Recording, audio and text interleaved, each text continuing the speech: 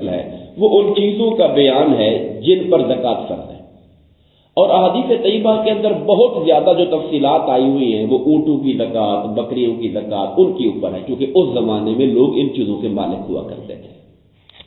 تو میں وہ طویل احادیث ہیں ان کا ذکر نہیں کرتا، چونکہ اس میں زیادہ دلچسپی آج کے لوگوں کو نہیں ہے، اونٹ اور گایوں اور بکریوں کا زمانہ نہیں ہے۔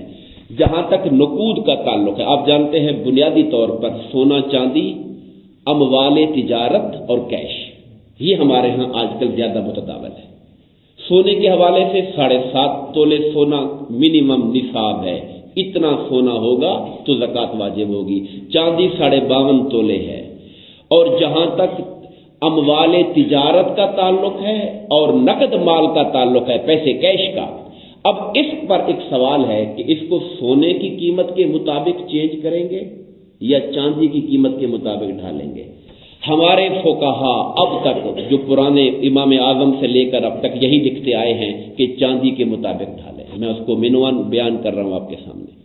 مگر بعض ایسے فقہا بھی گزرے ہیں، اور آج کے زمانے میں اس بات پر زیادہ غور کرنے کی ضرورت ہے کہ اگر ہم چاندی کو ایک نصاب بنا کر کیش کو اس کے مطابق دیتے ہیں تو پھر یہ فقط 40-42 ہزار پر بھی زکوٰۃ واجب ہو جاتی ہے، کیونکہ 52.5 تولے چاندی کی قیمت اتنی کم ہو گئی ہے کہ اب خالی 40,000 روپے کے اندر 52.5 تولے چاندی آتی ہے، 800 روپے تولہ مل رہا ہے۔ اس صورت کے اندر ایک عام غریب آدمی، اور 40,000 کی ویلیو کوئی نہیں رہی، 40,000 کی عملی زندگی میں ویلیو کوئی نہیں رہی، ایک اچھا بکرا بھی نہیں آتا ہے 40,000 کے اندر۔ اگر اس کو زکوٰۃ کا نصاب بنا دیا جائے تو پھر جس کے پاس 40-50 ہزار ہو، اگرچہ اس کی زندگی کچھ بھی کام نہیں ہوتا مگر زکوٰۃ فرض ہو جائے گی اس کے اوپر، اور لوگ مشکل میں پڑ جائیں گے۔